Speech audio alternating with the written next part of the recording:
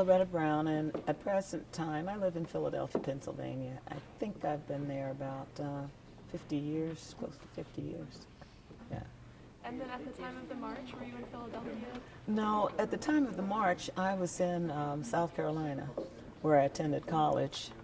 There was a big movement in Orangeburg, and Orangeburg was significant in the whole freedom, civil rights, I guess, journey. And I went to college there. Which college? Claflin University. Okay. And it's next door to South Carolina State University. So we had a lot of students who, participated in the marches there. There was a restaurant associated with Hotel Utah, which was like a big hotel. And there was a restaurant affiliated, but you could not enter through the front. You weren't allowed in the restaurant, but they could hand you food through the back door. Now, people who was cooking the food were black, and the people who took care of the homes, the babies, even nursed the babies, were black. But we couldn't go and sit in the restaurant, but we could clean your clothes, clean your house, take care of your kids. And this just kind of, got under our skins. And there were people working in stores, but blacks working in stores, but they never had a job as a cashier. They would, straighten things up, maybe stock, but they weren't allowed to touch or handle money. And these kinds of things just kind of drove us to what we were doing. And I can remember an incident, and this was back in high school. It was nothing about a movement or anything. I was in the store, and I always wore little Peter Pan collared blouses, and I would put these little bunches of flowers under the neck of the blouses. So I would often be the courier for my neighborhood. When I was going down to pay bills for my mom and dad, everybody said, "Oh, you're going into town? Could you take my bill for me and pay it?" So I was down paying somebody's bills, and I went into Cress, I think it was. I don't think it was Woolworth, it was Cress. And they had a bunch of flowers in a bin. And I started looking at the flowers and putting it up, and I said, "No." So I felt these eyes on me. Kind of looked over, and in the next aisle over, there was a clerk, and she pretended to be folding things, and I had no business with my mouth. She said, "Why are you looking at me like that? Do you think I'm trying to steal this?" Now, I could have been locked up, taken to jail, and my mom would never have known what happened to me. And alone, and it was just wrong for her to be watching me like this. She saw that I had one on. So she said, "Well, God gave me my eyes. I could look any place I want to." I said, "Well, don't look at me." And I threw the flower down and walked out of the store. I'm like, "Oh, my God," I said, coming behind me. So that is where I think I started feeling it. That was my first protest, I think, my own little individual thing that I started. As I said, there were two campuses. So the students got together. There was a Methodist church, Trinity Methodist Church. Like on the corner, there was College Avenue, the train tracks for the trains coming through from the north going south. And there was the boulevard. Now my family's house was right down the street from Claflin. I could stand in my bedroom and get to campus, in the middle of the campus, before the third bell rang for my class. So that was that close to everything. And we would come from the campuses and go to Trinity Church. And there we would meet with people like Martin Luther King and his followers. And we would sing freedom songs and talk about, the wrong things that were going on and what we wanted to try and right. And that started out with the bowling alley and not being able to sit at lunch counters in the Woolworth. We had a First Nurse and a Cress. 5 and 10 cent store, and they all had counters, but we weren't allowed to sit at them. We could buy things. They would hand it to us, but we would have to go outside and eat it. In Orangeburg specifically, the point that we wanted to get across, I told you there were 2 colleges, and there was a bowling alley in, say, Center City, and there were 2 universities there, and the kids wanted to know, why can't we go to the bowling alley? So the protests in Orangeburg began around that bowling alley because blacks were not allowed to go to the bowling alley. The jailhouse experience wasn't the greatest. So why were you jailed? Was it, which For specific event? walking down the streets of Orangeburg. Well, in the morning, we would always have like a rally at night, and we would make the plans there jointly between the colleges.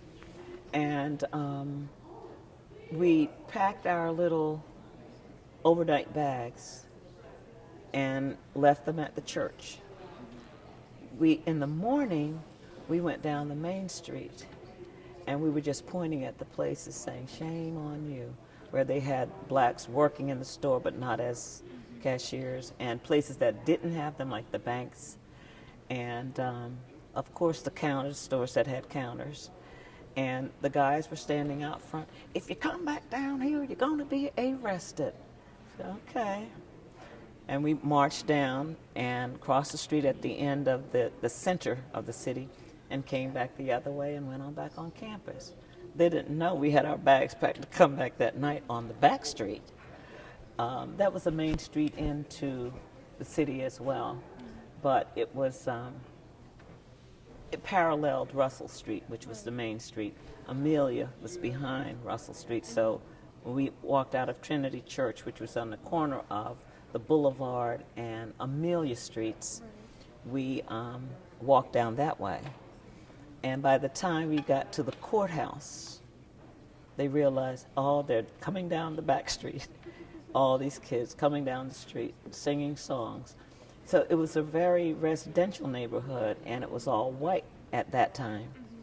And we weren't afraid that they were going to put the hoses on us, which they said they were. Well, we'll just walk right up on that property, and you can just tear those people's property down. So then they decided, well, if you take another step, you're going to be arrested. So we took the next step, and there was the county jail to our left near the courthouse. And they stopped some of us there and corralled us in the yards out there. Then they marched us on down to the main street where we were on that morning and came up and took us to the Pink Castle, which was the city jail. Well, I told Mom, because I lived off campus, and I told Mom what was happening. But she didn't tell Dad what was happening, because a lot of the parents were threatened if their kids went down and participated, that they would fire the parents. So that was why my dad was so hell-bent on my not going to jail. But he had a very understanding. He worked at Orangeburg Gin, manufactured cotton into fibers to send off of fabric. So that family was kind of connected with us, and it wasn't a problem for him. But he wasn't taking any chances. But Mom was okay with it. So that's why I did it. But I don't think I would have done it if both of them had said no. I wasn't that brave.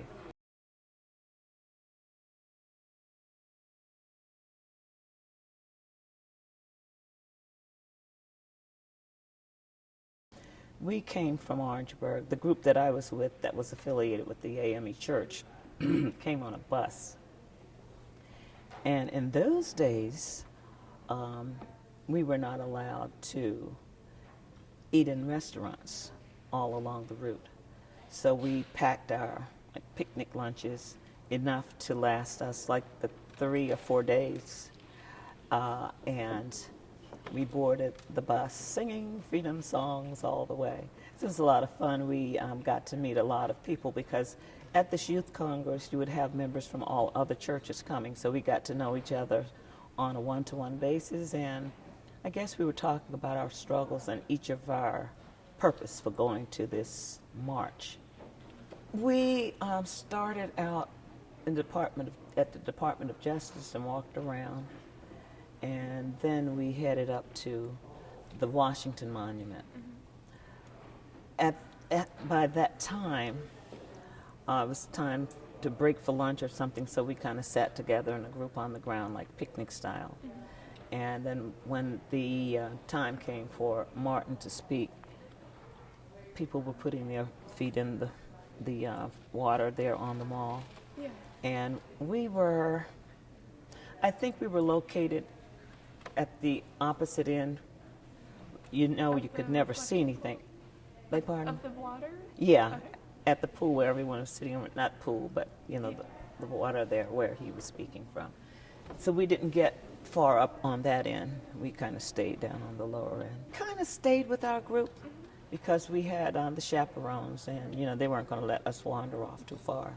So basically we just stayed in our groups, and as we marched along, you know, the groups from wherever they came from were grouped together.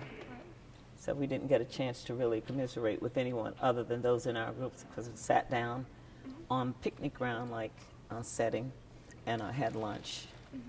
The strange thing is my mom died, it'll be 3 years in September, and when the 46th anniversary of the march was celebrated, I started to come back then, but it was about time for me to try to find out where I could get a copy of the Ebony magazines that I had seen my picture in. And I wasn't able to find it at any of the stores in Philadelphia that had had old magazines and whatnot. So my niece was working at the Library of Congress, and she said, "Aunt Loretta, any picture that was taken in the United States is going to be there." I said, "Well, Tammy, I want you to see if you can find that picture." I told her what the caption was under it, but little did I know that caption was under every picture that they took of that group from South Carolina. And the one that I saw was myself going up to the Washington Monument with my back turned to the camera. The one that she sent me on the eve or the weekend of the 46th anniversary of that march, I had never seen that one. And she said, "Aunt Loretta, I think this is you in that crowd that I showed you." I said, "Yes, Tammy, that is me. It's me." So